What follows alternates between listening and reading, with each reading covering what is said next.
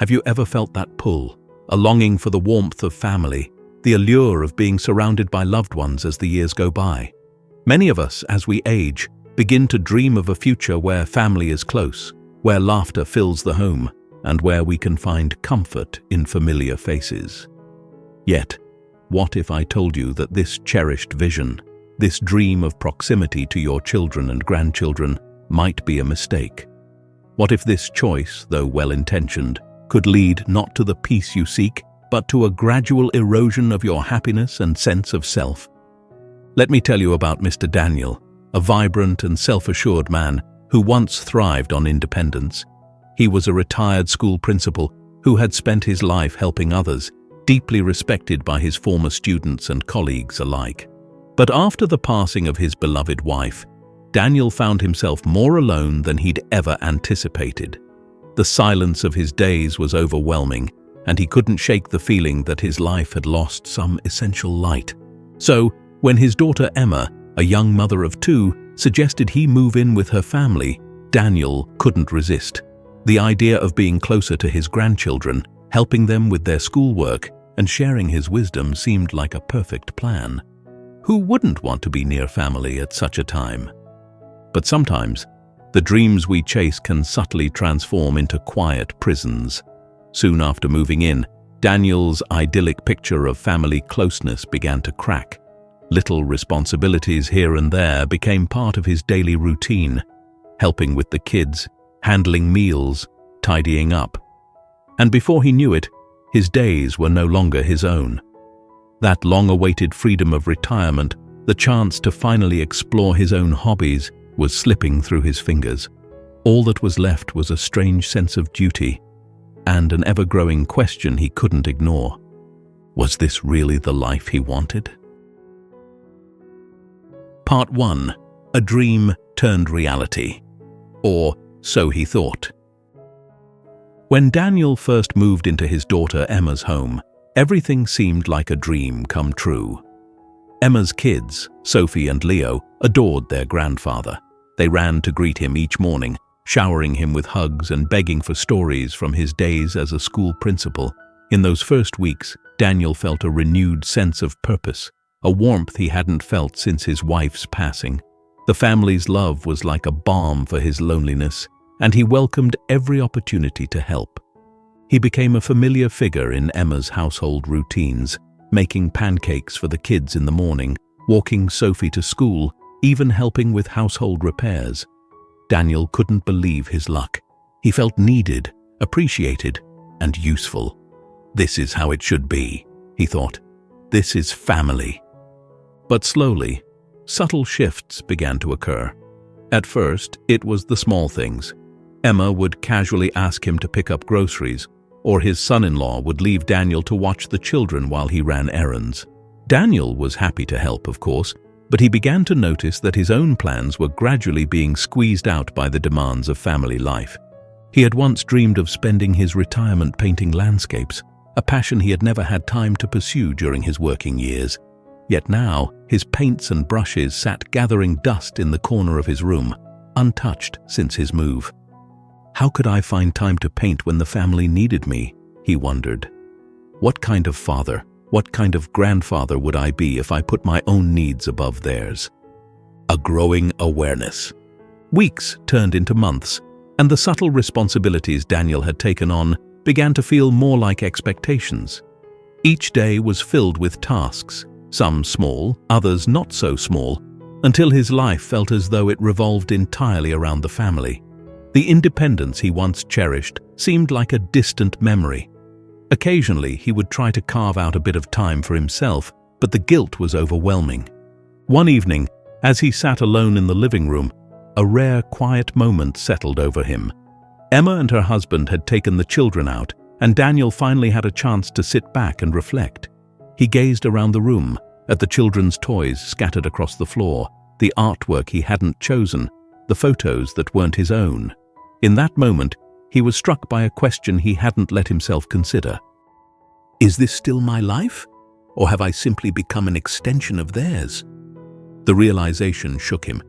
He was a man who had lived a full life, filled with decisions he'd made for himself, a career he had loved, friendships he had nurtured. Yet now, his days were dictated by someone else's schedule, someone else's needs. The walls of his world seemed to be closing in, inch by inch. As the weeks passed, Daniel found himself looking out the window more often, staring at the world outside with a longing he hadn't felt in years. The man who once stood in front of classrooms inspiring students to pursue their dreams was now spending his days in silent resignation, hoping for a moment to himself. Was this truly the freedom of retirement? He wondered, or had he traded it for a comfortable cage? A flicker of doubt. Daniel's internal struggle grew more intense as time went on.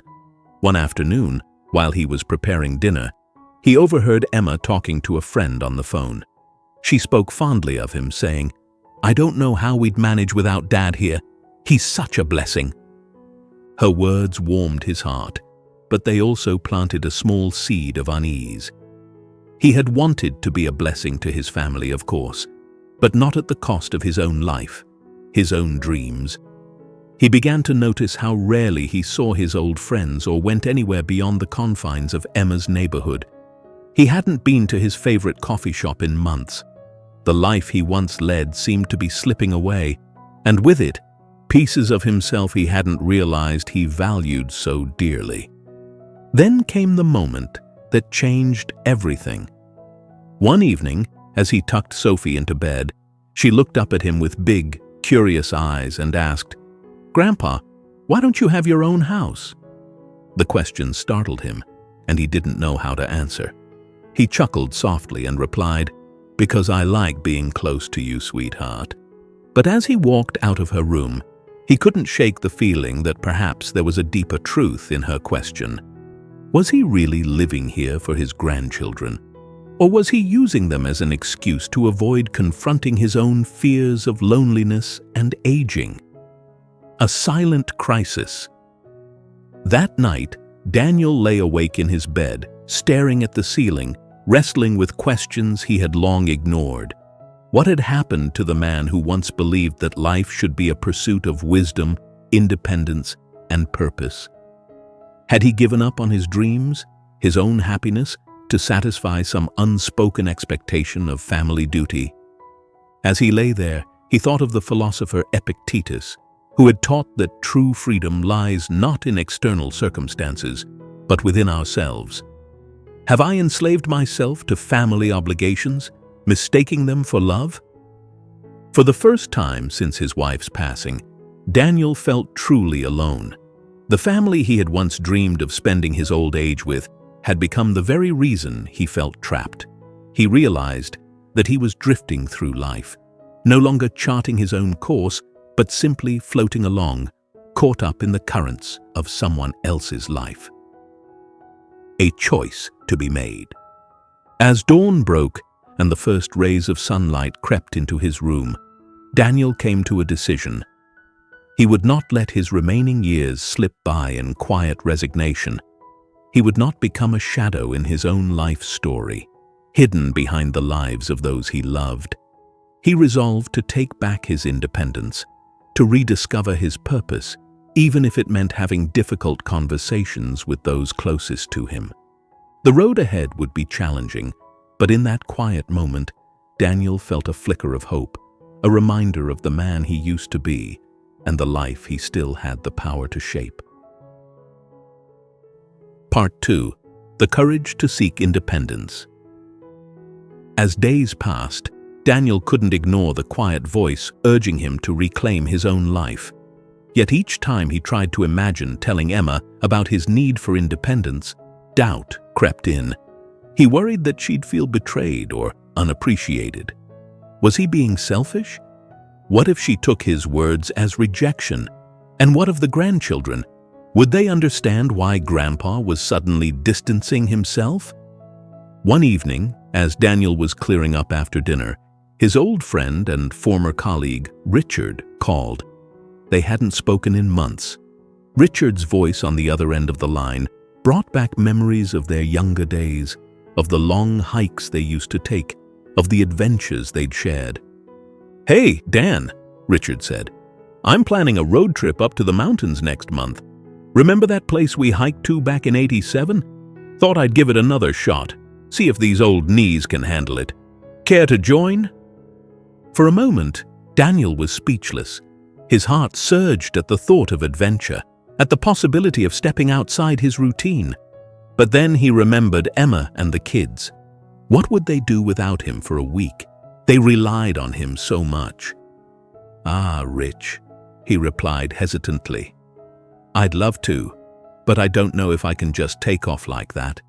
You know, family and all."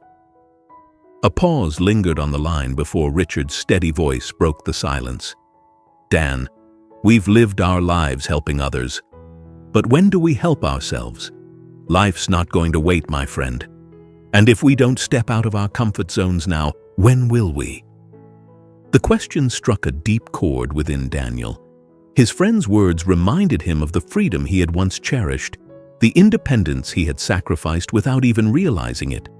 Wasn't there a middle ground, a way to be both close to his family and yet true to himself? The unexpected visit. The following week, Daniel received an unexpected visitor, his friend Eleanor, a woman he'd known since his teaching days. Eleanor had always been an independent spirit. She'd traveled solo well into her 70s and had never been one to settle down.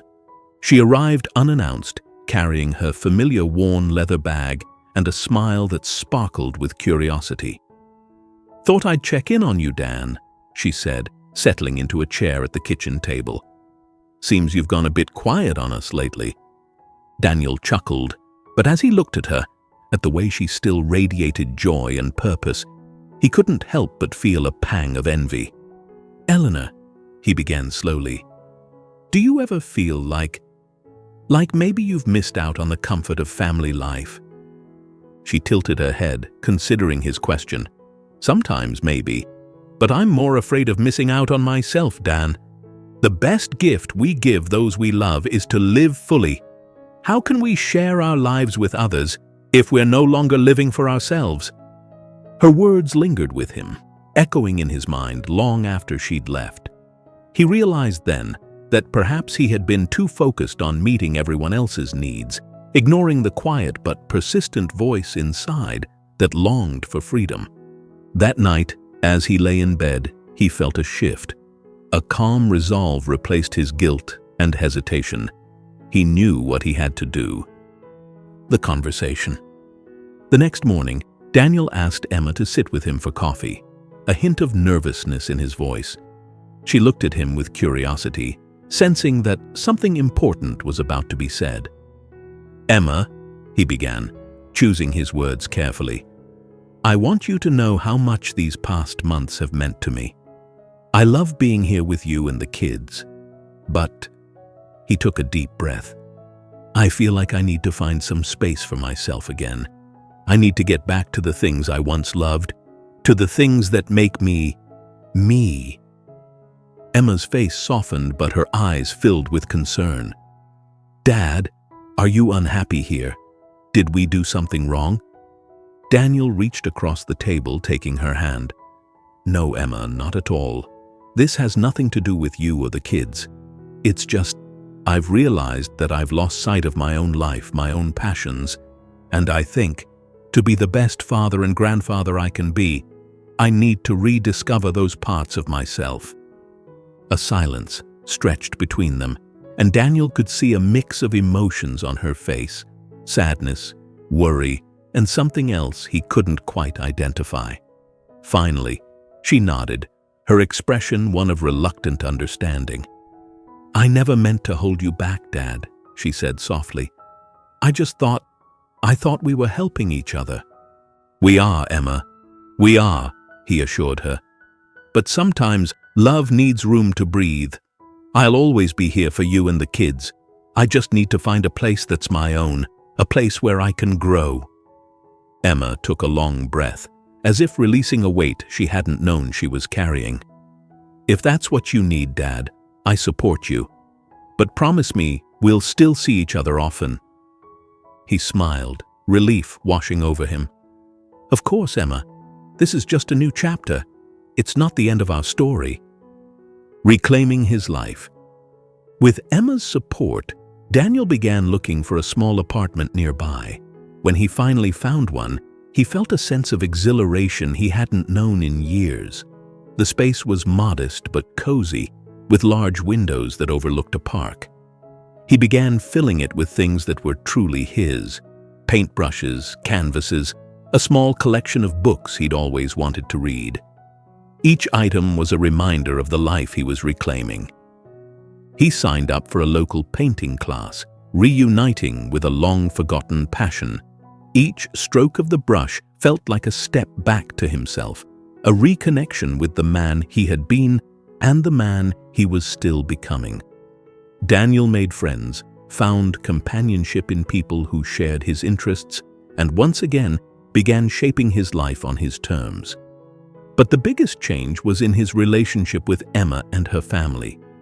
His visits were no longer a matter of routine. They were times of joy, filled with laughter and genuine connection. He would come by on Sundays, bringing stories of his week and the paintings he had completed. The grandchildren would listen with wide eyes, seeing their grandfather not just as a caregiver, but as a vibrant individual with a life and dreams of his own. He realized that his independence had strengthened his bond with them. They respected him not just as family, but as a person who had the courage to live authentically. A life renewed. Months passed, and Daniel settled into his new rhythm. He was more active, more alive than he had been in years. He joined a hiking group, reconnecting with his love for the outdoors, and even went on that long-awaited mountain trip with Richard. Standing on that familiar peak, he felt a surge of gratitude for his family, for his freedom, and for the strength to choose both. And so, Daniel's journey became a quiet testament to the Stoic ideal, that true happiness comes not from clinging to the comforts of familiarity, but from embracing the freedom to live according to our own nature. He had learned that love does not ask us to lose ourselves, but invites us to grow alongside those we cherish. In the end, Daniel discovered the paradox of love. By creating space between himself and his family, he had found a closeness with them he'd never expected. And with each passing day, he felt the joy of living a life that was wholly, unmistakably his own. Part 3. Rediscovering self-worth. As Daniel settled into his new life, he began to notice a profound change, not only in his daily routine, but in his own spirit.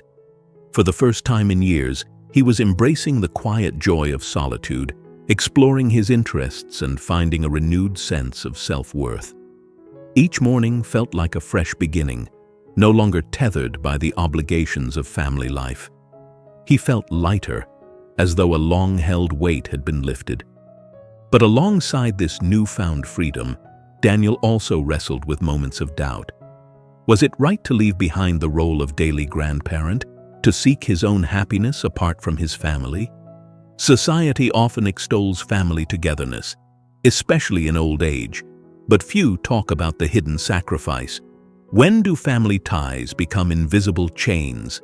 And is it selfish, as an elder, to value independence over proximity to loved ones? One afternoon, Daniel sat by his apartment window, reflecting on these questions. His thoughts drifted to his late wife, Sarah. She had been a woman of fierce independence, who, even in their marriage, had always reminded him to nurture his own dreams. "Don't forget to live for yourself too, Dan," she would often say, "because that's the man I fell in love with." He could almost hear her voice in the stillness, as if she were there with him, reminding him once more that true love does not ask us to forsake our own path. And so, instead of letting guilt take root, Daniel chose to see his decision as an act of respect for himself, his family, and the years he had yet to live. An unexpected reunion.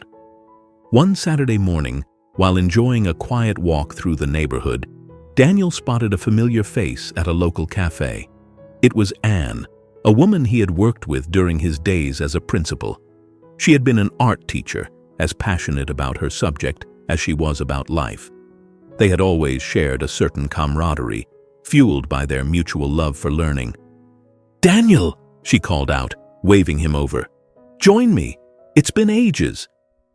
They sat together, catching up on old times and the paths their lives had taken. Anne spoke about her years traveling, volunteering, and her experiences as a mentor to young artists. In turn, Daniel shared his journey back to independence, including his recent move and newfound love for painting. Anne listened with a thoughtful smile. "You know, Dan, it sounds like you're finally embracing what I call the art of aging. Aging doesn't mean giving up on growth. It's a time to live fully, to savor each day, as if each brushstroke on a canvas could be our last. It's the perfect chance to paint the life we've always wanted." Her words resonated deeply with Daniel. He hadn't considered aging as an art, a chance to actively shape his remaining years instead of merely existing in them. Inspired by her wisdom, he decided that his new chapter would not only be about reclaiming independence, but about actively pursuing fulfillment. What dreams had he buried along the way? And could he still bring them to life, even now? The joy of new beginnings. With Anne's words fresh in his mind, Daniel embarked on his own exploration of life's possibilities. He enrolled in a poetry class at the community center, something he'd always wanted to try but had never dared. The written word felt like a new adventure, a different kind of expression from his painting, one that allowed him to explore the emotions he had long kept tucked away. One day, he was invited to read one of his poems aloud to the group. As he stood before the small audience, his voice steady yet humble, he recited words that captured his journey of rediscovery. The room was silent, the listeners drawn into his story, many nodding in understanding. It was the first time Daniel felt he was not alone in his quest for meaning. After the reading, a woman from the class approached him. "Your words touched me, Daniel," she said. "I think many of us feel the way you do, but not everyone has the courage to say it. To pursue one's own path, even in later years, is a rare and beautiful thing." Her words filled Daniel with a quiet pride. He realized that his journey was not only a gift to himself, but an inspiration to others. This, too, was part of the legacy he wanted to leave behind, a reminder that no matter one's age, the quest for self-discovery never ends. A changing relationship with family. With each passing month, Daniel's relationship with his family began to evolve in ways he hadn't anticipated. He visited Emma and the grandchildren regularly, but now his presence was marked by genuine joy, not routine. They welcomed him with laughter, eager to hear his stories and to see the latest paintings he'd created. One Sunday afternoon, as they gathered for lunch, Emma looked at him thoughtfully. "Dad, I just want you to know, I'm proud of you. You're doing things I never imagined, things I never thought were possible after all you've been through. I hope when I reach your age, I can be as brave as you." Her words moved him. He saw in her eyes the respect she held for his choice, a respect born not from his role as her father, but from his decision to live his life with integrity. He realized that his independence had strengthened their bond. He was no longer just dad or grandpa. He was Daniel, a man with his own dreams and a life well lived. This shift marked a turning point. The grandchildren no longer saw him as their ever-present caretaker, but as someone whose visits were eagerly awaited, bringing stories and laughter. With each visit, he felt that he was giving his family something deeper, the example of a life lived by choice, not by default. A reflection on aging and legacy. One evening, as he sat in his apartment surrounded by his artwork, Daniel reflected on the unexpected journey he had taken. He thought about his initial desire to be close to family, to fill the void left by his wife's passing, and how that desire had led him into a life of quiet dependency. But in choosing to reclaim his independence, he had found something far greater than he had lost. He understood now that love, as the Stoics taught, must be guided by wisdom. It is not enough to live for others. We must live in a way that honors the self as well. By stepping back, by giving his family space, and allowing himself the freedom to grow, he had given them all a priceless gift: the courage to pursue their own lives with authenticity. As he closed his eyes that night, Daniel felt a profound peace settle over him. He was no longer bound by the invisible chains of duty and expectation. Instead, he was bound by something infinitely stronger, an unbreakable commitment to live a life of purpose, a life that would inspire those he loved to do the same. What are your thoughts on Daniel's story? Do you see reflections of yourself in his journey? If you found yourself in his shoes, would you have the courage to reclaim your life? Remember, dear viewer, life is a journey, and sometimes the bravest thing we can do is to take a step back to find our way forward. So, dear viewer, as you consider Daniel's story, perhaps you see glimpses of your own journey. What are the invisible chains holding you back? Is it the weight of expectations or a fear of stepping into the unknown? Remember, as the Stoics teach, life is short and fragile. We owe it to ourselves and to those we love to live fully and authentically. As you move forward, I invite you to ask yourself, what does it mean to live well, to live truly in accordance with who you are? Take courage, take action, and embrace the freedom to shape your own life. For in the end, the greatest legacy you can leave is the example of a life lived by choice, by passion, and by unwavering commitment to the truth of who you are.